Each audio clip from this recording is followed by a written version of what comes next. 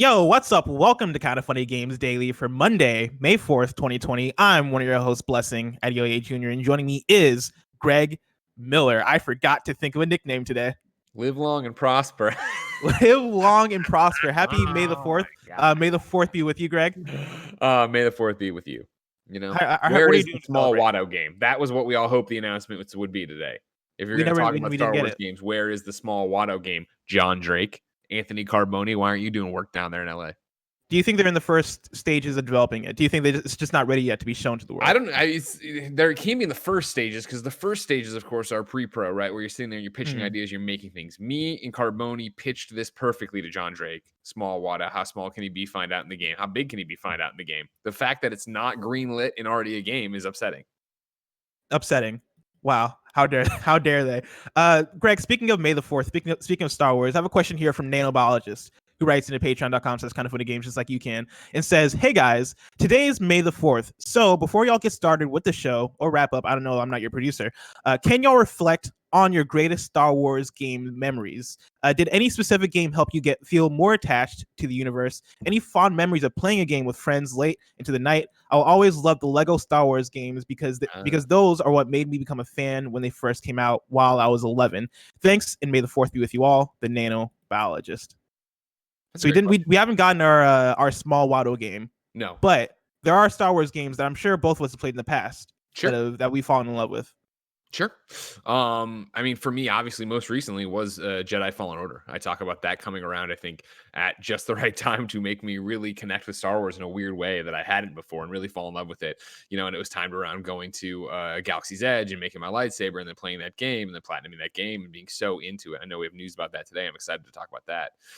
Beyond that, I think back to Lego Star Wars. Yeah. Like I remember that first Lego Star Wars dropping Nano and playing that like crazy in Columbia. And it was when I was working at the paper, I'd come back and play that and, you know, try to platinum it when there wasn't a platinum, obviously, just try to get all the red bricks and try to find all the secrets and do all that different stuff. And I'll always remember Lego Star Wars because if you ever hear my story, if you ever hear my cancer story, I always talk about Tim Grant being this little boy who inspired me, and I was covering him while he had cancer. I remember my day off playing Lego Star Wars and getting the phone call that he had passed away. So sad memory, but I'll always remember the game tied up in that. And then as well as that, Knights of the Old Republic, I think was the first Star Wars game for me, a non-Star Wars fan, that really spoke to me, obviously. Like sitting there and playing that and building your own character and building your own lightsaber and building a relationship with people like Jolie or whatever. That was just such a special game. And I really hope they make that again. Yeah, for me, it's Star Wars Battlefront. Like being that's like the most vivid memory I have of Star Wars growing up. I remember my next door neighbor, he was the one that had an Xbox. I had a PlayStation and a PS2. Yeah. And I remember going over to his house and he had like a demo for Battlefront 1. And, you know, I wasn't familiar with it at the time. And so we started playing, and like the demo only had like one level that you could play over and over again. But I remember being like, every time we finished the match in that, I remember being like, yo, let's go again. Like, this game's awesome. This game is incredible. It was like the game, Star Wars Battlefront was really like the series that didn't introduce me to shooters or like multiplayer shooters, because that would probably have been like 007 on N64. But I think it really clicked with me in that way in terms of it being a multiplayer shooter, like a first person, even though it's like third person, you can switch back and forth. Yeah.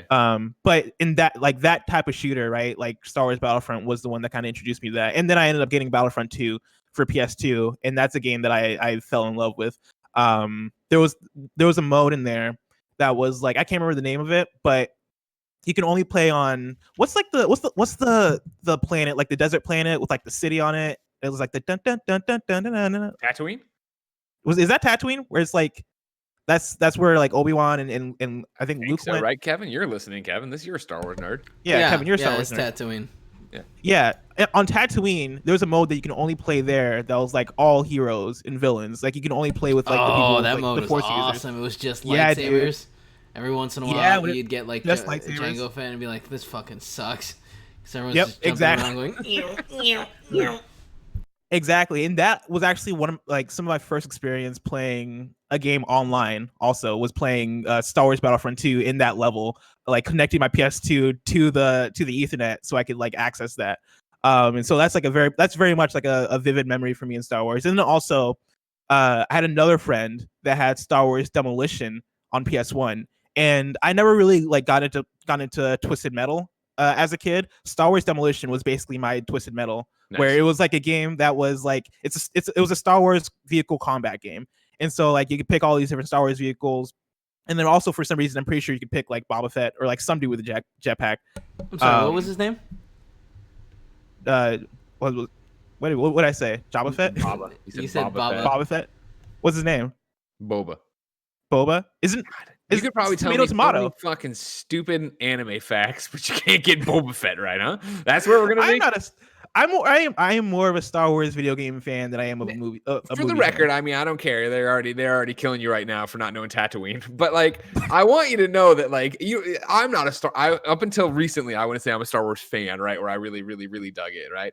I fucking knew how to say Boba, right? I knew he'd come up in things before. I'd heard about it, just black out and he says. When I think of Boba, I think of like Boba tea. You know, I don't think of sure, delicious. I feel like Boba Fett is more of like a menacing name than Boba Fett. No, Boba Fett sounds like your fucking neighbor Bob. He's gone crazy. Oh, it's my neighbor Bob. He's over there mowing the grass right now. Boba Fett makes me think he's like posted up in the corner with a jetpack on, drinking out of like a plastic cup, drinking some of that Boba tea. Today's stories include Star Wars because we're talking about that Jedi Fallen Order update that's coming through. We're talking about EA Play getting a date, and we're also talking about Sony messing around with VR because this is Kind of Funny Games Daily each and every weekday at 10 a.m. live right here on twitch.tv/kindoffunnygames. We run you through the nerdy news you need to know about. If you're watching live, you can correct us when we get stuff wrong by going to kindoffunny.com/you're wrong.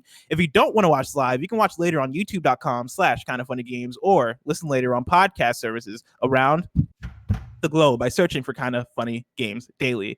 To be a part of the show, head to patreon.com/kindoffunnygames, where bronze members or above get to write in, and silver members or above get the show ad-free along with the exclusive daily post show. And now it's time for some housekeeping. Before I actually get into housekeeping, Kevin, I have a question for you.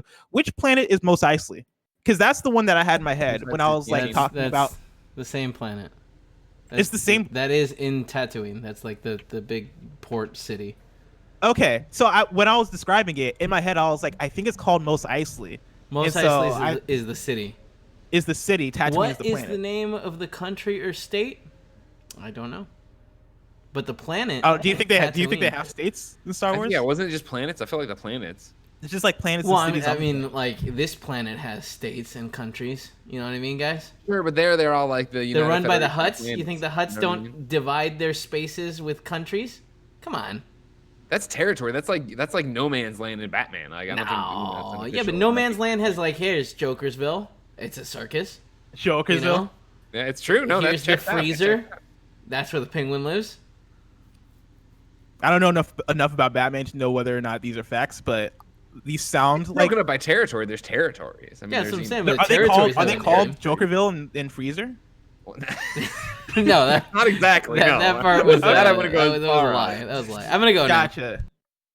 Now it's time for some housekeeping. The core stream that we've talked about in the past a bunch is finally happening. Remember how we were supposed to do a big reveal stream for the fine folks at Core, the game where you whip up your own multiplayer video games, publish them, and play with the world. Well, the pandemic got in our way, but we're back on track. Thursday at 3 p.m. Pacific time, join Greg and Andy and the developers of Core as they make games and test them out with you. That's right. Go download Core, the Core Alpha right now at coregames.com, and you can play whatever they create live on twitch.tv/kindoffunnygames. So again, download Core at coregames.com. Come watch and play with us Thursday, 3 p.m. Pacific time on twitch.tv/kindoffunnygames, and then follow at Core Games on Twitter for updates. Thank you to our Patreon producers, Mohammed and Blackjack. Today we're brought to you by Manscaped, but I'll tell you about that later. For now, let's begin with what is and forever will be the Rope Report. Time for some news. We have 5 stories today. Baker's Dozen. Starting with our number 1. Happy Star Wars Day. Jedi Fallen Order is getting a new update. I'm pulling all the information that I'm about to read from EA.com. Long overdue, everyone. Very long overdue. They put out a big blog, a big old blog over on EA.com, and I've tried to pare it down a bit, but there's so much detail and there's so much new stuff in here that I'm gonna have to like sit here and read for a bit because there's a lot. It's jam-packed. So I'm starting at the beginning of the blog. They write, and the name of the blog is Star Wars Jedi Fallen Order free content update. Available now, we're releasing a free content update for Star Wars Jedi Fallen Order. Within it, you'll find new cosmetics for Cal and BD1, new modes for those of you who become a Jedi, and some additional tweaks and fixes that should make things more enjoyable for all players. And they start off with meditation training. Meditation training is the biggest part of this update and is a new game mode hub that can be accessed from the meditation points found throughout the game. Further details on that below. In it, you'll be able to face off against all enemies, including bosses, in 2 different modes: combat challenges and the battle grid. Combat challenges will pit Cal against waves of enemies across multiple planetary backdrops from across the galaxy, including the Imperial Stronghold Fortress Inquisitorius. Each unique location will feature its own unique challenges too, allowing for tailor-made experiences that draw from each environment. Different challenges will have different numbers of waves, and each will have a 3-star completion rating. What makes these challenges especially unique is that they've all been designed for veteran players. They're designed to be tackled when Cal is at his strongest and most experienced towards the end of the game. So be wary if you decide to take on the challenges early in a playthrough. The abilities Cal knows at the time of entering his meditation will be the ones you take into a challenge. There are 12 challenges in total, and each challenge has 3 stars. Unlocking 12 stars in total, regardless of how many you get per challenge, will give you 3 BD1 appearances. So you get 1 star if you complete the challenge, 2 stars if you complete the challenge without healing, and then 3 stars if you complete the challenge without taking damage. The second mode in meditation training is called Battle Grid. This mode is a sandbox mode for players to create their own encounters. In it, players will be able to select a location, the size of the encounter they want to face, tinker with various difficulty modifiers, and set the overall combat difficulty to one of the 4 difficulty levels. There's a lot of room for creativity within this mode, and you'll also be able to save your grid creations to play later. As an added bonus, this mode will also feature unique enemies Cal saw during the dark visions of his past and the future. His fallen master, Jaro Tapel, Just call him Jaro and move on. Jaro, as well as the dark side version of himself, Inquisitor Cal Kestis. They then go on to talk about New Journey Plus, which is basically New Game Plus, which they say a common request we got was for a way to replay the game while carrying some things over. The core experience of Star Wars Jedi Fallen Order revolves around Cal's growth and learning and relearning his abilities as he restores his connection to the Force and overcomes his traumas. For this mode, we think we've found a good balance between what to carry over while still allowing Cal to discover abilities on his journey. With this update also comes the New Journey Plus mode. This new feature gives those of you who've beaten the game a menu option to start from the beginning, gaining access to meditation training game modes exclusively available in New Journey Plus. You'll also keep all of their collectibles from a previous playthrough, while abilities will have to be relearned.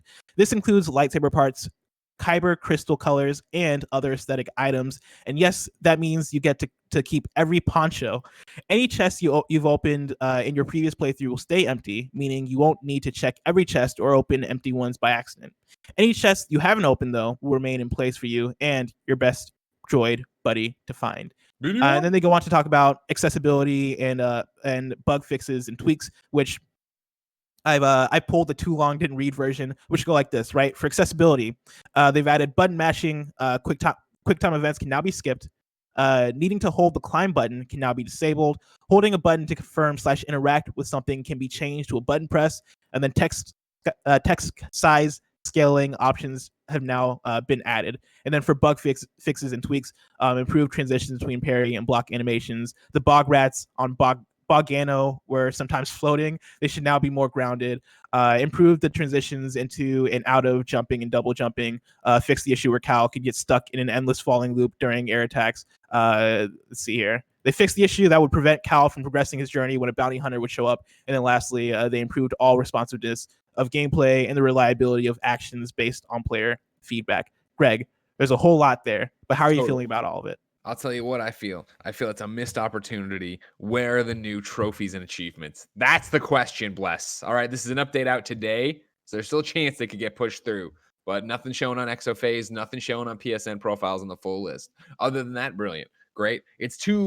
I feel like it's almost too late in a lot of ways, but then again, we are in a pandemic where you have all this free time and we're all playing older stuff again and going through it. I feel like if New Game Plus would have been there when I was playing through the game originally, I would have been right back into it. Now it's exciting, but I don't necessarily feel the pull to come back to it that way. I'd be more stoked for DLC. However, the fact that they are supporting it makes me still hopeful that they are hopefully doing something down the line, right? Maybe something, story 2 is coming up in a second. Maybe something around when you normally do E3, you can talk about an episodic structure, just a new mission for Cal, some new planet to go out and fuck up real good. It's good. It's all great. Yeah, what I like a lot about this is it's all stuff that was needed in the game, right? I think New Game Plus will help it have more legs. The meditation training stuff is cool. You know, the whole build your own challenges and shit, like that's never been my gag, but I understand a lot of people do like it.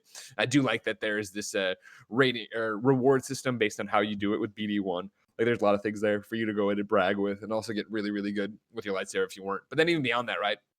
Accessibility, the text size being a big deal. I know for a lot of people weren't coming in there, being able to skip the button mashing. And obviously accessibility is such we talked about it recently on a whole bunch of different shows. But when we had Steven on, We Have Cool Friends, talking to him about the amount of things people don't think are accessibility options, but really the amount of things in a game that people don't think make a game inaccessible to people really do, right? Like being able to tap a button furiously or whatever, being able to read the text and subtitles. If you're not in a camp that has those being barriers to entry, you don't think about it and you move on. So those additions are super great to have there. In general, it's just cool to have some Star Wars Jedi Fallen Order content again. It's cool to have an announcement. It's cool that it's immediately available, which I'm always such a fan of. You know what I mean? Especially on May the 4th, that they're able to come out there. I honestly hadn't even thought about it. I was looking at Twitter this morning, and Nick Verge over at Pop Agenda, I saw him on Twitter saying like he would kill if there was an announcement for new content, like a new episode or something for Fallen Order. And I hadn't even thought about that today's holiday being something that we could actually get something out of that game. And then for a couple hours later to actually have this drop, have it be New Game Plus, have it be that awesome Inquisitor outfit, have it be that you can go through with the red lightsabers. Like, I don't think even it's, this is my game of the year last year, still a beloved game for me.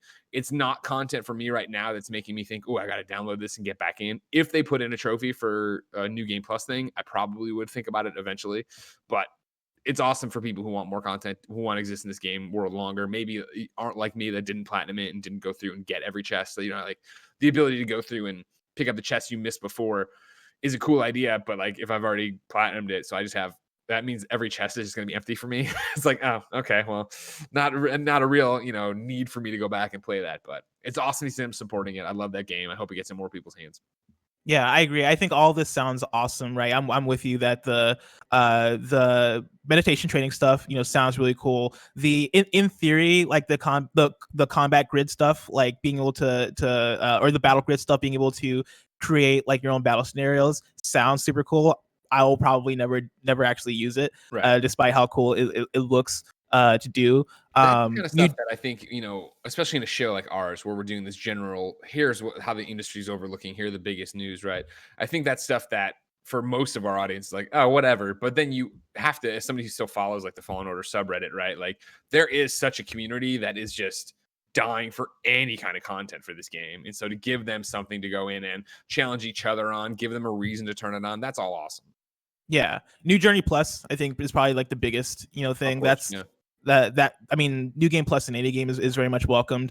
But I'm kind of with you that this is too late. Like, I know when Jedi Fallen Order came out in November, it kind of felt like it needed a bit more time in the oven, right? Because it came out and it was pretty buggy. It was buggy. It was definitely complete, but it felt like it needed some time to really like polish out those rough edges. And for me, like I imagine that maybe given more time in the oven, this update would have came a little bit more quicker off the heels of Jedi Fallen Order. And so like I'm with you that right now this dropping doesn't necessarily make me want to pick the game back up. Or let me rephrase that, because it makes me want to pick the game back up, but I don't think in reality like I'm gonna be compelled to, because there's other games I've already like.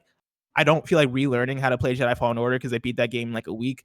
It's one of those things where... But that's also the thing about it, where New Game Plus is such a great addition, is that you would start from the beginning, right? It would be reteaching you. It wouldn't be like, oh, you're an expert, go ahead. It wouldn't be doing like what I talk about all the time with the Horizon Zero Dawn DLC.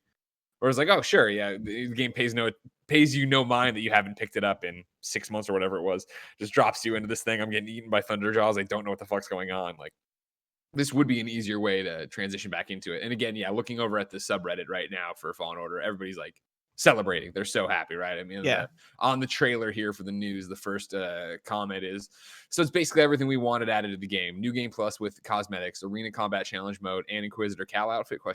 Somebody responds, they basically said, here you go. Now shut up and let us develop the sequel. To which somebody responds, consider me silenced. Like, that's what you want out of these kind of announcements. Not that you're missing this, you nickel and dimed us for that, blah, blah. Like, this is them paying it forward to their audience that has stuck with them this long and has been this into this game. Yeah. And so, yeah, good for everybody who even like is still might be playing the game. Everybody pray one more time for trophies. Just pray for new trophies. Do you think we'll get that like a DLC, like a new story? You know, because I imagine that's like what they would hold the trophies for, if anything. Yeah, but you can put trophies in multiple things, bless. All right, let's not pigeonhole ourselves on where trophies can go. I hope so. Especially, we were talking on Games Cast recently about the idea that we don't know what EA's got, right? Like that right now they are kind of, the annualized stuff, if they're still doing the annual sports games in a time when there are no sports. I feel like that's an easy win because you figure whatever they're going to call it, Star Wars Jedi blank 2, even if it is Fallen Order 2, is still so many years out, right? Like if you wanted something to pop, it would be easy to do that and not use it as a patchwork, right? But give something on the way there. That would be exciting. I think people love that game enough. And I think if you could time it out to a release in the holiday window, then you could, of course, repackage it right as Game of the Year edition with all this stuff included on the disc, with this included, probably some new ponchos, some exclusive stuff there that could help you as EA at the end of the year do it. Although it's backwards compatible, I guess you could put out the version of that is Xbox Series X and PlayStation 5 bells and whistles and 4K and everything up, right? That would be the Game of the Year edition that maybe is exclusive to them, so we don't have to get to smart delivery again, and could come through and run that way with the DLC included. Or you just put out the DLC then and have people be stoked about it. But I think it's a 50-50 where it is either, yes, we've been working on this patch and these updates and New Game Plus and all that jazz, plus we've also been working on this thing we're excited to show it to you and release it this fall, or no, we're already so far, we're working really hard on number 2. We're working on the sequel here. And so we haven't had time to think about it. Because it is, for as much as I love Fallen Order, like, and granted, I'm not a writer for a reason, and I just talk about other people's stuff and say if I like it or don't like it. The game is really well done as a story. Like how you'd insert DLC into that and not have it be the problem of, it's a new planet and you go to it and you're like, oh, this planet kind of sucks. Like it has a quarter of the content of the other planets, right? Or, okay, it's not a new planet. It's a new side mission you could have done here. And it's like, okay, am I doubling back? And how does this fit into the story otherwise? And does it feel bloated if you're playing it the other way? If I'm at the end and I have all my abilities, does it feel too easy? Like, it's a science, right? It's like baking over there. You need to have the exact measurements in terms of this to make this amazing cake at the end. And so to go in there and throw it all off, that's always a downside that you could have. But if it's just a standalone and they're very clear, we're giving you a 2-hour-long story. It's, happening independent of this. It's its own menu option. You go and do it. Great. But again, does it feel like I'm getting something because you wanted just to give me something? Was this always the plan? Is this because it did well, you rushed this out and it doesn't play? It's so many different things. I still hope they do because I do want another reason to go back. And I know they've just given me some today, but I want a story reason to go back. I want to go back and even then, if they were to do that and I knew I was going to have another 2 hours of it, I probably would go and do a New Game Plus playthrough just to get my Cal Inquisitor outfit and red sabers and be able to rush out and kill everything that way. Yeah, I mean, part of me thinks that a Left Behind-ish, sort of deal where it is like some kind of side story that they release maybe later in the year and then bundle it up for next gen as like one package. Yeah. Could be a slam dunk. But at the same time, right, we're talking about Respawn and like Respawn has just a lot of projects that they like to juggle, right? They got Apex Legends that they're working on, and that is kind of their game for that. Vince is working on a studio now. Yeah, like, and that's their game that they return to and make that everlasting content for. Yeah, right. That content that you kind of add as you're making the game go. I wonder if that for them is that, and then Jedi Fallen Order is something where they're like, all right, this is one and done. We're moving on to number 2 because number 2 has to be out in like 2 to 3 years.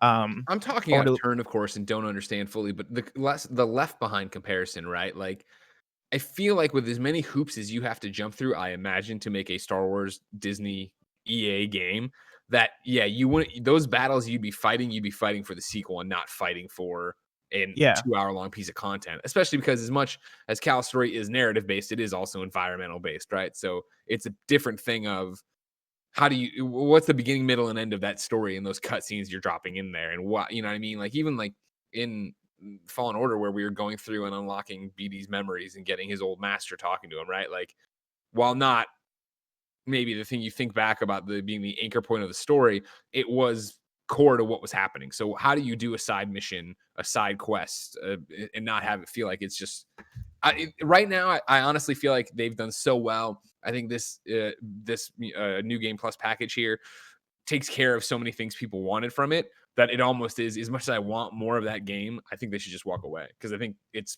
great how it is now. It's as good as it can be right now. I feel like you actually do more damage by doing this, and then the IGN reviews like, oh, it's a 7. It was 45 minutes of content, and I went through it pretty easily, and blah blah blah. And like, the enemy's AI wasn't as good as I wanted it to be. I just blew people off ledges or whatever. Yeah. Greg, keeping on this EA train, story number 2. EA Play is happening June 11th. I'm holding this from Joe Skrebels at IGN, who writes, EA has announced that it will broadcast a digital-only version of its yearly EA Play showcase on June 11th. Beginning at 4 p.m. Pacific time, EA says the show will showcase, quote, games through a live broadcast, community content, and more, end quote. The company hasn't specified any games coming in the showcase, but we can likely expect first looks at its annual sports franchises such as Madden and FIFA, and we may get a glimpse at the next-gen Battlefield game coming in 2021. There's also the small matter of Project Maverick, the mystery Star Wars game that seemingly leaked in March that I totally forgot about. Yeah, me too. EA Play is just one of the events in the IGN Summer of Gaming calendar, which will include broadcast announcements and news from the likes of CD Projekt Red, Sega, Square Enix, and many more. Greg, yeah, EA Play is happening. That's right. What do we expect from it at this point? Well, I'm pissed. That's what I expect. I'm already pissed, because I was hoping there wouldn't be an EA Play this year, and I would get to say that I killed EA Play by hosting it last year. But here it is, fucking back again. So, blah. I don't know, right? This is interesting. I'm glad to see people are starting to show their cards. Bless. Obviously, you know, Jeff Keighley with his giant announcement last week to end the week in terms of how he's working with this in phase 1 of the Keighley verse or whatever. On top of IGN doing Summer of Gaming, right? On top of GameSpot doing a bunch of different stuff. I want to talk about that, because during on Jeff Keighley's Twitter, right, when he was tweeting out the Summer Game Fest stuff, one of his tweets was like the phase 1 tweet that had all the logos from the different companies that were involved. EA is one of those companies, right? EA has their logo in that phase 1 tweet. EA is also participating in IGN's Summer of Gaming, you know, as is mentioned in this IGN article. What do you think is like what's happening there in terms of how those things get arranged? And see, here's my thing is that you say EA is also participating in this IGN thing. It's not even that. EA Play is participating in this. EA Play is just one of the events in the IGN Summer of Gaming calendar, including broadcast announcements, blah, blah, blah. So I feel like Summer of Gaming for IGN, and let's leave Jeff's thing out of it for 1 second.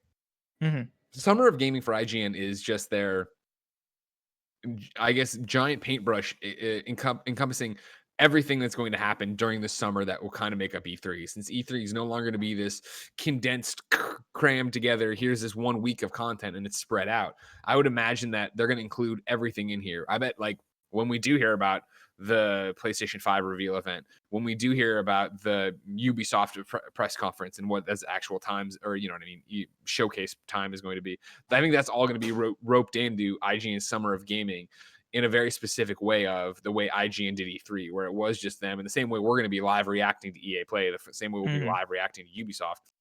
It'll be like that on IGN's side with pre and post show and all that jazz, just the same way we would do it, and a million other people are going to do it. What up, Easy Allies? I feel like that gives us more clarity on what IGN Summer of Gaming is. Because when they announced it, it was this idea of like, wait, are you doing it's going to be 5 days, you know, 8 a.m. to 9 p.m. of us interviewing people and doing streams and what. And I think there's definitely going to be days of that where they have developers come by and show stuff. I bet from EA Play, like once stuff's announced, they're going to have, if you want to see more of Project Maverick, you know, they're coming by on Thursday at this time to do this. And it'll be more of a tempered thing like that. So this is an interesting one of giving us a glimpse of how IGN's framing their content. Then to go over to Summer Game Fest, right? You talked about it yourself. I have it all the way over here on this far side of this wide monitor. Let me bring it closer. That EA is here on Phase 1's lineup alongside 2K, Activision, Bandai, Bethesda, Blizzard, Bungie, CD Projekt Red. That one's too small. EA, PlayStation, Private Division, Riot Games, Square Enix, Steam, WB, and Xbox. Again, this is May through August. It seems almost like Keighley's deal is a broad stroke like IGN's deal. And so on twitch.tv/Summer Game Fest, which I assume is a thing, are they going to be just co-streaming EA Play as well and doing a pre and post show to that? You know what I mean? That's like the big thing I'm curious about, because I imagine from the side of IGN and GameSpot, right? Like I understand that as it's going to be coverage, right? Like IGN is a site for coverage of video games. Same for GameSpot, right? Like you imagine that there will be developer interviews, and all these things, right? Live reactions, all these things that will play into IGN Summer of Gaming and GameSpot's Play. I can't remember exactly what it's called thing. But for Summer Game Fest, right? Like the way Jeff Keighley kind of pitched it on Friday was as like a gaming calendar. What's the GameSpot thing called? GameSpot Play for all. GameSpot Play for all. I always want to say play at home, and I'm like, that's not what it is. It's, now Lucy's coming to give us the pitch. Hold on. Oh yeah, this is Lucy James Lucy from how she GameSpot. feels You about can Jeff see Keighley. her on We Have Cool Friends Thursday. Yeah. Wait, what do you want to know? Lucy, how's it going? First of all, Hi, Blessing. How you doing? Do you play Overwatch? I'm doing good. Oh yeah, well, I'm down to play Overwatch. So we're talking about Keighley's Summer Game Fest and IGN Summer of Gaming and GameSpot's Play. What's it called again? Play for all. Ours is basically encompassing all of the normal E3 coverage. So we'll be doing the pre and post show for press conferences. Mhm. We'll be doing like interviews with developers, hands-on new gameplay, all that kind of stuff. But at the same time, we're raising money for COVID relief. So we're going to have, the way our schedule's sort of looking is that we'll be doing charity streams every day, Monday to Friday, with industry guests, developers, streamers, YouTubers, friends. I'm kind of helping out with that stuff. So, I mean, I've already asked Greg. Greg's going to take part. And that whole part is raising money for charity. So it's a way that we get to, like, explore how much we love games and, show gaming as a force for good. So Gotcha. So new games and raising money for charity. It's mainly what is taking the place of like E3 coverage for GameSpot, as I understand it. For at least 6 weeks. Awesome. It's 6 weeks long. Well, because we're just putting it out there, like, because it looks like the summer is going to be, we don't know how long the summer. Yeah. We don't know when all the events are going to be. We don't know if people are going to stick it to June. And then you're pretty much going straight into Gamescom in August, right? So for now, we're looking at like 6-ish weeks. Gotcha. Sweet. Awesome. Perfect. Thank you so much, Lucy. What's Greg doing back there? Did he just go and make himself a sandwich? Yeah. Oh, he's making himself a coffee. Keep it going while I get it on the thing. Oh, I have to keep it going. All right. Well, let's talk about EA. Are you? Oh, yeah. Did you see the EA Play announcement this morning? So I saw the announcement, and that's coming when? June 11th? June 11th. Yes. And all the cool announcements like Vader coming to PS4 and new stuff for Jedi Fallen Order. That's cool. Give me some Mass Effect though. Oh no. How you celebrating that Star Wars Day? I'm gonna finish Final Fantasy VII. All right, perfect. And play Overwatch with you, maybe. Sounds good. All right, see you in a bit, mate. Let's get it. Bye. See ya. Thank you. All right, now I have Jeff Keighley in my bathroom to come out and explain what. Oh wow. But yeah, like it seems like the Summer Game Fest is more so like a Google Calendar sort of thing, which I wonder. You figure I feel like Summer Game Fest is going to be the manifestation of what he did at the Coliseum, where it will be. I'm sure on their channel they'll host or whatever. You know how this is E3, like, oh, we're EA, we're Ubisoft, we're PlayStation. If you're a major Twitch streaming site or you're a major site and Jeff falls in that category, he'll do his own pre and post show for it. He'll do his own stream for it. And then afterwards, he'll have pre-canned interviews with developers, pre-canned demos and stuff like that, right? It's a weird mix of what are the hours, right? You knew what the hours of E3 are. What are the hours of IGN, GameSpot, now Summer Game Fest, Yeah. So, interesting. I guess that makes sense. Greg. Makes sense. Greg, are you ready for story number 3? I'm born ready for story number 3.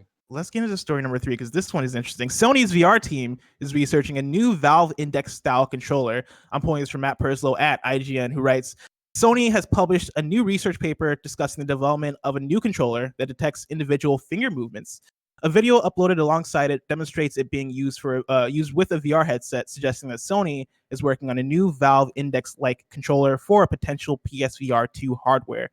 The paper, written by Sony Interactive Entertainment's R&D engineers Kazuyuki Arimatsu and Hideki Mori, deals with the evolution of machine learning techniques in regards to hand pose estimation.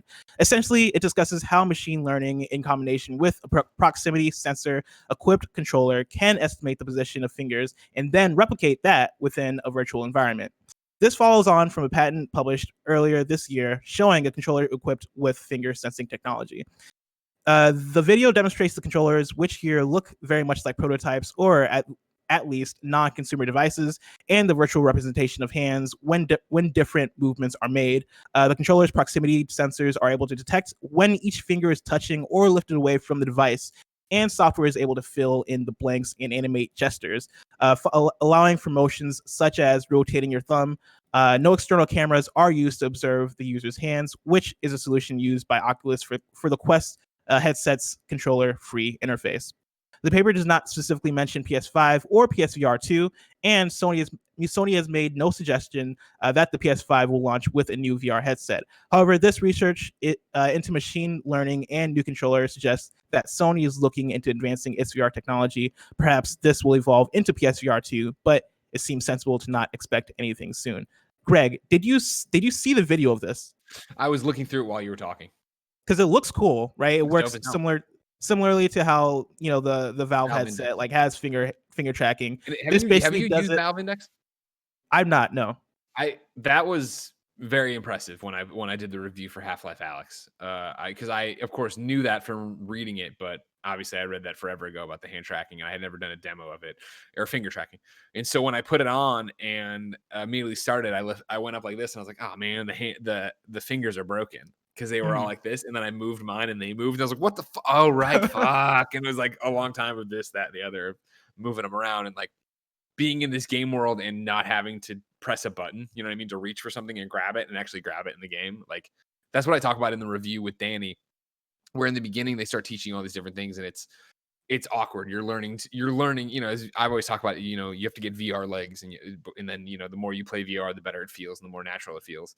And then to have this new layer of it where I was grasping at stuff and since I'm just grabbing, doesn't have to be that tactile motion of hitting a button to grab. So you had to get used to where the pressure sensitivity was and how not awkward that was, but how that obviously took time to, you know, go from walking to running and then jump to the end of that game where it was that I'm using the telekinesis to grab resin, catch it midair, drop it in here, eject out magazines, pull magazines back, slam them in, lock one in the chamber, all with your fingers. I was like, this is fucking dope. Mm-hmm.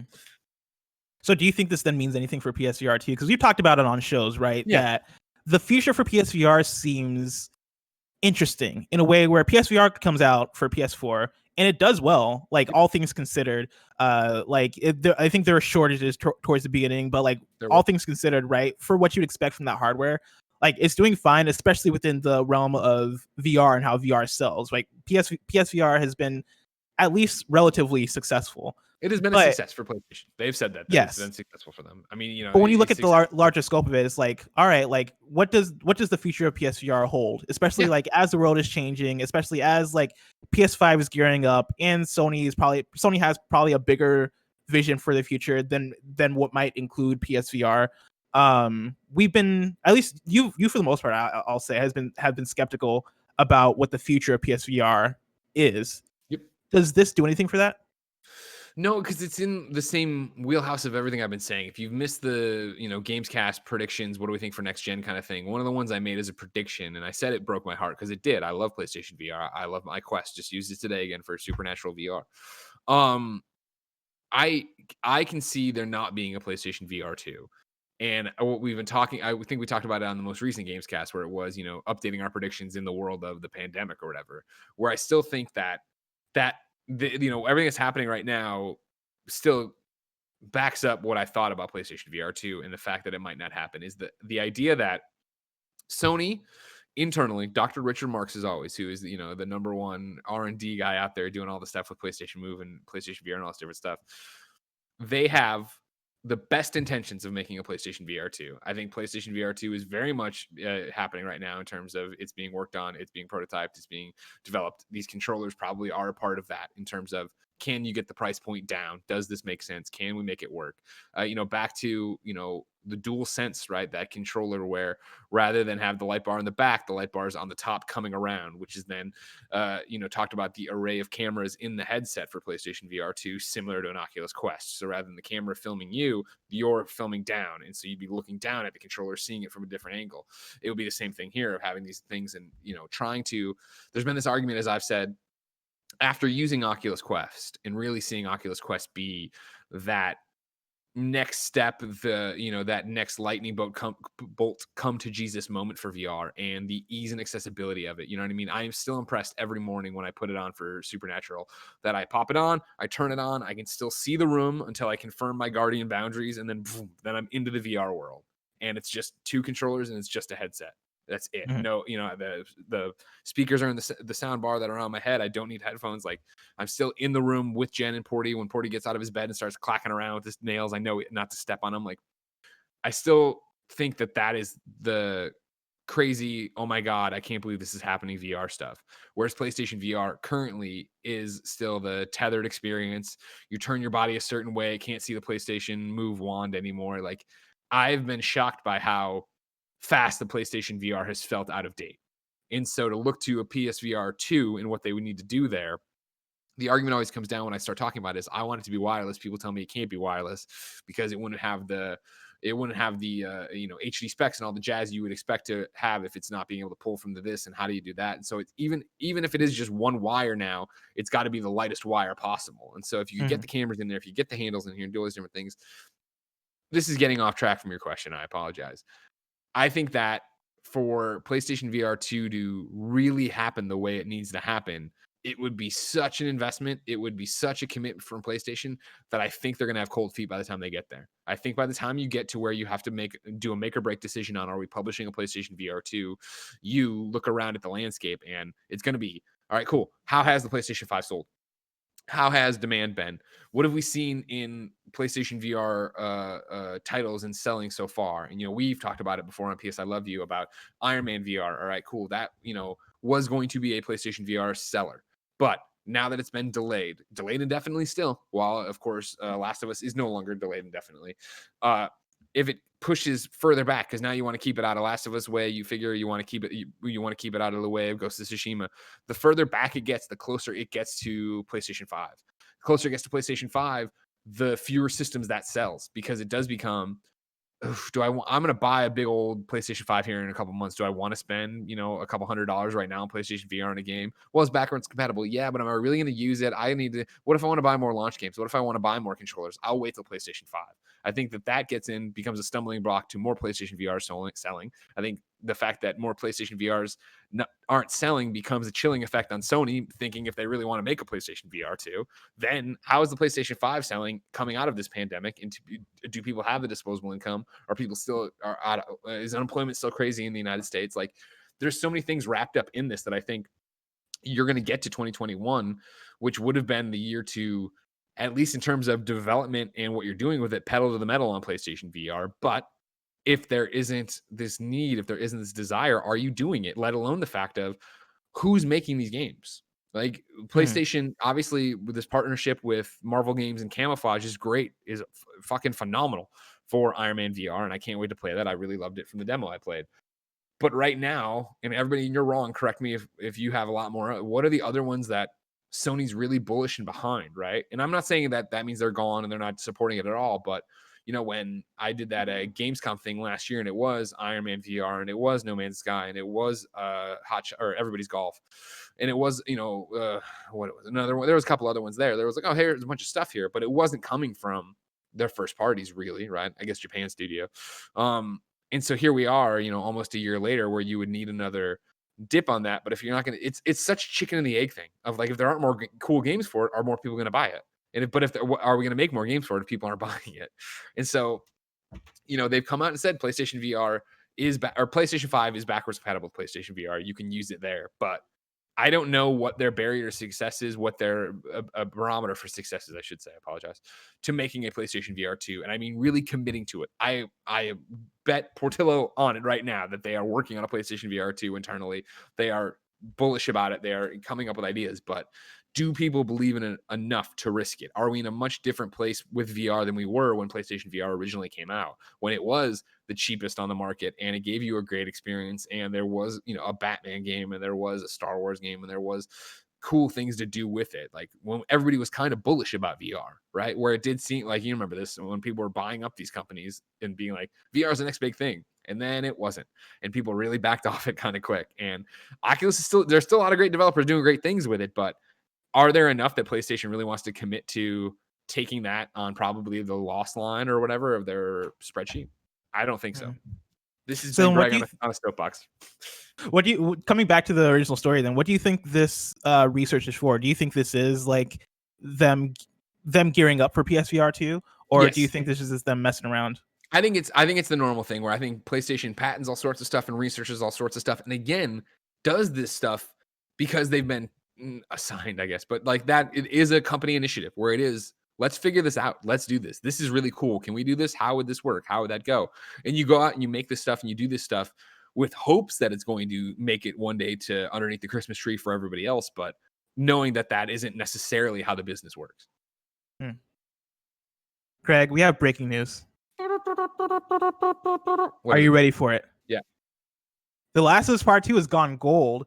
Neil Druckmann came out on Twitter, put out a heartfelt video, as I'm looking at here. In fact, Kevin, are you able to play videos with sound? I know that's usually a thing we have to prep before the show. Yeah, I mean, I can do it. I just have to move stuff around. So if you give me a second, fill Everybody, time. he's moving stuff around. He's Kevin. He's big Kev dog. I'm also stuff give me around. 1 second. Zero Force. Yeah. On Instagram. Huh? Okay. You get Yeah, the it looks like link it's on there? Instagram. Yeah. Yeah, Can the you link put is the link in on there? the doc.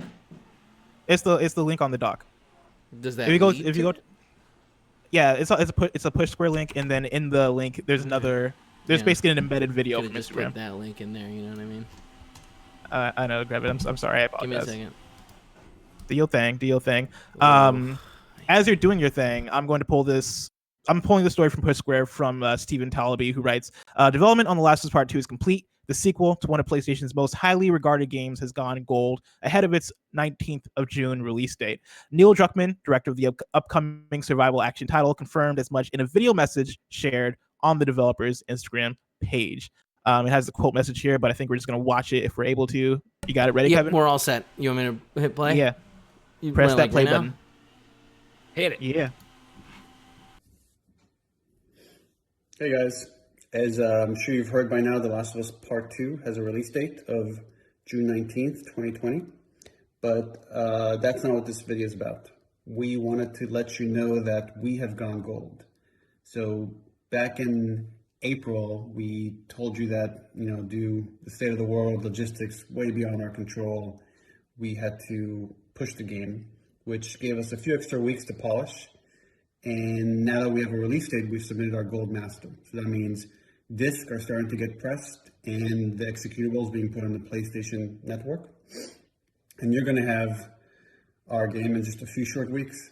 And normally this would be a moment of celebration. We'd be at the office having a drink, eating cake, but we're all stuck in our homes. And I just want to take this moment to congratulate the team that has pulled off the most ambitious game we've ever made. And I know I've said this before, but you won't know to what degree until you get your hands on it and just see the care that has gone into every detail, from the level designs, the mechanics, just graphically how the game looks, environments, art direction, characters, story, the audio design, the soundtrack. Oh my God, the soundtrack is so amazing that even for us who have played this game, we can't even count how many times. We know it inside out. We're still emotionally moved. I've just finished a playthrough and I was crying by the end of it. And it's just pretty incredible. And I'm extremely proud of it. The team is extremely proud of it. And we can't wait to hear what you guys think once you finally play it. And I just want to take this moment to congratulate the team that has pulled off And I will just want to say on behalf of everyone at Naughty Dog, we want to say thank you to you guys. You know, you've been very patient waiting for this game for years with us, and you're just a few weeks away from getting it. And a lot of you have sent us very sweet, encouraging messages along that time that have been really helpful as we make this thing. And the last thing I will say is, no matter what you've seen or heard or read, nothing compares to playing this thing from beginning to end. It's a video game. You got to play it. And other than that, I'll just say I hope you guys are doing well. Stay safe. Take care of your loved ones. And we'll have a lot more for you real soon. Awesome, man. All right. Yeah, good stuff. Greg, we're both obviously very excited for The Last of Us Part 2. Can't wait. Right? Yeah, can't wait for it. Congratulations. Like, I'm sorry, what? Oh, just like congratulations to Naughty Dog. Oh yeah, big time. Congratulations on getting there. I mean, what a journey this has been for them, right? Let alone the last week of this journey here, trying to sour it or whatever. But I mean, actually getting it done, actually getting out there. Like, I think Neil hits it on the head, right? Of like, what a emotional roller coaster it's been through the delays, the indefinite delay. Then, all right, cool, we're in quarantine, but we're gonna work from home and get it done. All right, it's done. Okay, it leaked. Now we're like, geez, man, like these guys deserve all the applause they can get right now for actually crossing the finish line and getting it done. I can't wait to play it. Yeah. Greg, story number 5, as we go through this now jam-packed Roper report. The Japanese entertainment rating organization CERO is resuming operations. I'm pulling this from KAZUMA HASHIMOTO at Siliconera, who writes, the Japanese entertainment rating organization CERO will resume operations on May 7th, 2020. Due to the ongoing pandemic, CERO had been temporarily closed in response to the Japanese government's state of emergency. However, operations will be resuming in the very near future, and the organization mentioned that it will enforce improved health measures for staff. This is what CERO had to say about the temporary closure. Quote, the organization had temporarily been closed due to the government's declaration of a state of emergency regarding COVID-19 and at the request of the governor of Tokyo to refrain from going outside. Business will resume on May 7th. We apologize for any concerns or worries, end quote. Additionally, CERO mentioned that it will continue, or it is currently planning to introduce telework or a system to work remotely for its employees. On top of this, it will also be going to avoid It will also be going to avoid working at peak times for employees that will need to come into the office. CERO, or the Consumer Entertainment Suppliers Association's computer entertainment rating organization, had announced the suspension of operations on April 7, 2020. The office as a whole has been closed during this period of time. This nonprofit organization is essentially the Japanese equivalent to the ESRB. This has meant that assigning the ratings of upcoming releases has not been possible due to the temporary closure of the office, and could have resulted in game delays. This is something we talked about, I guess in April, earlier, about how they closed, and we talked about all the different cogs in the machine of how games are made and come out. And with the whole pandemic situation, like one cog, getting messed up, right? This CERO being closed down could have effects on games coming out in the near future and in the far future also. And so, it looks like they're getting back to business, which I guess is good news. I'm not too sure about what the state of the pandemic is in Tokyo to know like whether or not like it's under control. It's under control or not. And so I'm assuming this is good news. I'm assuming that they're not opening as things are still dire. Fuck it, let's go. People need their rating. And so good stuff. Yeah. And then our last story number 6, EVO is canceled and is moving to an online event. This comes from EVO's Twitter. They tweeted out a message from our team. Due to COVID-19, we are sadly canceling EVO 2020 at Mandalay Bay and refunding all purchased tickets. But to keep the spirit of EVO alive, we're bringing the event online this summer. More information coming soon. The health and well-being of our community is our highest priority. We hope everyone stays safe during this time. The EVO team. And so this is an interesting one. Because it's not interesting in terms of, a bunch of different gaming events have been getting canceled, as we reported on the show, especially events that were scheduled for like August-ish. What makes this interesting is that they're moving online for a fighting game tournament, and if you play fighting games, you know that online play isn't necessarily ideal. And so I think the question here is like, how is this going to go? Is this going to make more fighting games have to improve their netcode and really account for people playing online in a professional setting? I'm curious on how this goes. I'm going to be there watching because I think this at the very least, it's gonna be a fun watch to see like people. It's something you have try to to adapt. Yeah, exactly. Greg, have you ever like followed Evo or like watched anything Evo related? I've talked about it here. I kind of treat Evo like I treat UFC, where when I see the Twitter flipping out about something, I'll go find the 10-second video of them why they're flipping out. I'm like, oh, that was cool. But I don't have I have no skill obviously in fighting games, but I do obviously commend the skills of everybody who's great at them or whatever. It's just not my bag really to watch them. But when there's like a good drama of like some 9-year-old girl beating the world champ like that one time, or when there was that one guy who blocked a million things, and everyone's like, what? Like, oh yeah, Street Fighter. I get hit in the face with a crab too. I think I watched that. Oh yeah, I don't think that was Hungry Box got hit in the head with a crab. Yeah, I know exactly what you're talking It's about. not funny, but it was funny at the time. Yeah, what was that, Kevin? It's him laughing. He's laughing at. Oh, he was laughing.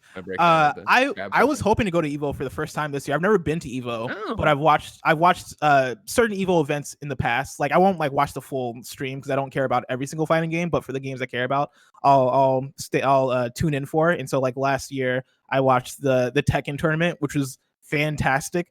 And then I also watched some of the Smash one. But yeah, it's always a joy to watch. Like even if you have like a casual enjoyment of fighting games, like they do a great job of breaking down exactly like what's going on, and I think fighting games are just easy to follow in terms of what's happening. And so yeah, that's Evo. And Greg, that's Evo. I'm very excited to see how they tackle doing an online Evo this year. Me too. But that event is so far away. If I want to know what's coming out to mom and grop shops today, where would I look? You'd look at the official list of upcoming software across each and every platform as listed by the Kinda Funny Games Daily show hosts each and every weekday. Yeah.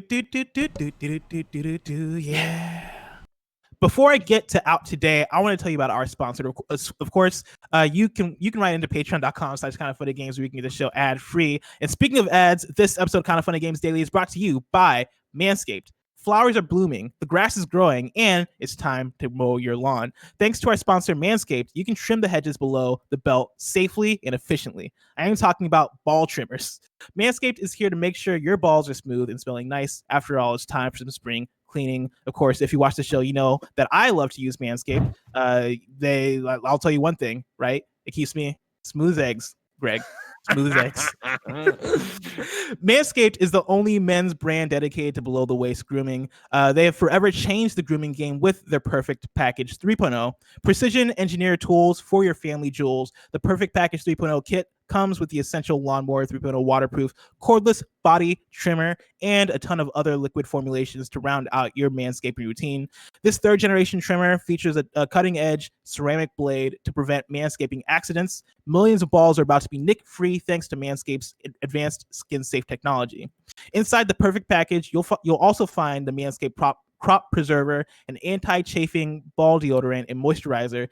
It's starting to get hot outside, and this is crucial, so your ball stops sticking to your leg. I love Manscaped so much. And as our treat, you'll find the Crop Reviver, which will keep your balls smelling fresh, just like spring flowers.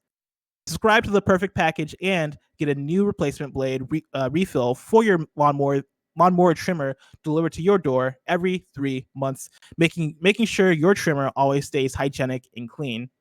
For a limited time, subscribers get 2 free gifts: the Shed Travel Bag, that's a $39 value add, and the patented high-performance anti-chafing Manscaped boxer briefs. This is the perfect package for your perfect package. Get 20% off plus free shipping with the code GAMES20 at manscaped.com. Do yourself a favor and always use the right tools for the job. Get 20% off plus free shipping with the code GAMES20. That's games, the number 20 at manscaped.com. Again, that's 20% off with free shipping at manscaped.com and use the code GAMES20. It's spring cleaning, baby, and your balls will thank you. Out today, we got Taimumari Complete Edition for PS4, Gem Master for PC, Morhun Cart for PC and Mac, Phase Worm for PC and Mac, Rune 2, the Lazarus update 1.1 is now available. And of course, the new Star Wars Jedi Fallen Order update is now available that adds new combat challenges, battle grid, and more. And then some new dates for you. Next generation Souls like Moonray comes to early access on July 2nd. And then Vader Immortal, a Star Wars VR series, is coming to PSVR this summer. Deal of the day. Big Kev Dog, you play Vader Immortal, right? I have not. Oh, really? Yeah. I did episode 1 VR on it. I did episode 1 on Quest. I liked it a lot. I'm excited to try it. I'm also excited to try it because this is gonna be my chance. Deal of the day for you. Nasi Rojas writes in and says, deal of the day, Patapon 2 Remastered is 50% off on the PS Store. So look forward to that. The PlayStation Store. Patapon 2 Remastered. Do the right thing, people. For $7.49, you can do the right thing and get out there and support Patapon Remastered. Maybe you'll get your stupid local Rocos if you do that, all right? Now it's time for reader mail. I'm looking at the reader mail. I'm trying to figure out which one I want to talk about, Greg. Yeah, we've been yakking and jawing a lot today. Yeah. Greg, do you want to talk about the Xbox showcase that's happening later this week, or do you want to talk about Lord of the Ring Golem? Oh my God, Jesus. Let's do Xbox. Jacob Bowen writes in and says, "Hey, Greg and Bless, longtime listener, first time writing in. With Xbox having their gameplay showcase Thursday, do you think there will be any surprise reveals and or release date reveal? Also, do you think we'll get much on Assassin's Creed Valhalla or just a simple trailer as Ubisoft will probably have their own event? Stay safe, wash your hands, and stay home, Jacob." I definitely think you're going to get surprises. I think that, obviously not knowing too much about it, it kind of guarantees that, right? We know that Assassin's Creed Valhalla will be there. I think you're going to get a decent amount of Assassin's Creed there for sure. I definitely think that, Ubisoft with a game as big as Assassin's Creed, Ubisoft generally not afraid to show it at multiple things. So I think you'll get your first taste of gameplay here. What that'll be, I don't know, because I don't even understand really the inside Xbox, how this is going to look, how they're going to frame the whole thing. Of course, we'll be live watching it with you, twitch.tv/kindoffunnygames Thursday morning. But I think you get a healthy dose of Valhalla there before they do their own event and show more there. But I don't think it'll just be a trailer. I think this will be actually gameplay. But I'm not expecting, again, remember, this is all third-party stuff. So it's going to be, your EAs, your Ubisoft, stuff like that, stuff that's coming to other. You see that Push Square headline they did the other day that was like, PlayStation 5 games release dates to be revealed at Xbox event. Like, it's going to be that kind of thing. So I don't want anybody getting their hopes too high, but I definitely think you're going to be surprised. Blessing, do you agree? Yeah, I think there'll be surprises. Like, as far as the Assassin's Creed stuff, I'm pretty sure they said that you'll see gameplay. I expect like that as well. Probably like a 3-minute gameplay trailer, and then at the Ubisoft at their E3 digital event, I assume that's where you'll get like the big trailer blowout. That's what I imagine. But yeah, as far as like what we'll see this Thursday at the Xbox event, yeah, I expect you'll see stuff that we've seen before. Like Assassin's Creed. I think you'll probably see Cyberpunk, I imagine. Yeah. And a few other things that we've probably seen before. But I imagine there'll be like at least a couple of like, oh snap, here are some new next gen titles that we weren't expecting. Agreed. Now it's time to squad up. Alex Price writes in and says, "I'm a kind of funny best friend, and I'm looking for fellow kind of funny best friends to help me survive the hunt. I live in the UK, but can be found on at all sorts of times. Alex's PSN username is Pure Chaos 72. That's Pure Chaos with a capital P, capital E, capital C, and a capital S 72. And he just says he wants KFBFs to help him survive the hunt, which can mean many things. I assume he's talking about Bloodborne, but he could also be talking about the Hunt Showdown. And so I don't know, but if you play just put it in there, you're like, people can figure it out. People can figure it out what the hunt is, but I assume that's Bloodborne. Now it's time for kindoffunny.com/you're wrong, where you can tell us what we got wrong as we get it wrong. And let's see what you guys have for us today. The hunt game we talked about before. You think it's It could be Hunt Showdown, but I feel like if you're just saying the hunt, because like the hunt is a thing in Bloodborne. Okay. But I feel like you uppercase it? Like he's uppercasing it? The hunt is kind of like, I'm pretty sure you would think of it as like an event, right? In Bloodborne. Okay. Like, it's called like the hunt, and like there are the hunters that come out for the hunt. But it could also be Hunt Showdown. Or it could be some other game that we're not thinking of. Well, here's what I want you to know is I'm over here and I'm on his PSN profile. Okay. Oh, you went deep. I'm here to get the answers for you. You know what I mean? And he does not have the Hunt Showdown trophies in his top section of like most recent trophies. So which would lead me to think he's probably playing Bloodborne and has been playing a long time. You know what I mean? Like, because you know how it ranks your trophies based on most recent trophy you got. Yeah. His most recent trophy is Star Wars Battlefront 2. Robbie Rob writes in a Eurong and says the hunt could also be Predator hunting grounds. He's clearly not cool enough for that. All right. Do you see that in his trophies anywhere? Are we going to go get some Yarnums? Are we going to go fight some people in Yarnum? That's what he's saying. Dork. He doesn't have Bloodborne trophies either. I mean, does he have Predator Showdown or Predator Hunting Grounds trophies? I don't see that either. Huh. Let me see if I can refresh his profile. See if that gets me something good here. Because it's possible that nobody's refreshed it for me. Keep going. I'm sorry. Do your thing. Do your show. Nailball just says Boba Fett sounds like space fried shrimp restaurant. So there you go. It does. It does sound like that. Let's see here. Somebody wrote in some breaking news that we'll probably tackle tomorrow. Fair.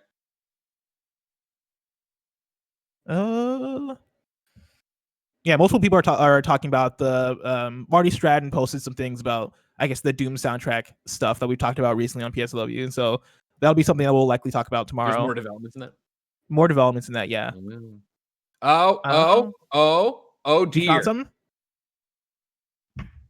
What's that? My God, everybody. So I put it in, I made the mistake, everybody. I'm sorry, of just thinking that everybody's life is like mine, where people check my PSN profile all day long, so I never have to update it. I updated the profile here for our squad up, Pure Chaos S72 or Pure Chaos 72. And ladies and gentlemen, his most recent trophies are in Predator Hunting Grounds. He wants to hunt that fucking Predator. Get out there and help him, everybody. Get out there, play some Predator Hunting Grounds with Pure Chaos 72. We're doing a stream tomorrow, don't forget. And yeah, I think that's it for your. Timmy Buddy wrote in and says Ubisoft did confirm actual next gen gameplay for the Xbox event this week. So there you go. Great. And yeah, that's it for You're Wrong. This week's hosts go like this. On Tuesday, it's me and Emron. On Wednesday, it's Greg and Gary Witta for Witta Wednesday. For Thursday, it's me and Tim. And then for Friday, it's me and Greg. Back at it again with the white vans. Of course, this has been Kind of Funny Games Daily each and every weekday at 10 a.m. live right here on twitch.tv/kindoffunnygames. We run you through the nerdy news you need to know about. We have a Patreon post show for those that are subbed at the silver level of patreon.com/kindoffunnygames. So stick around for that. Otherwise, until next time, Game Daily.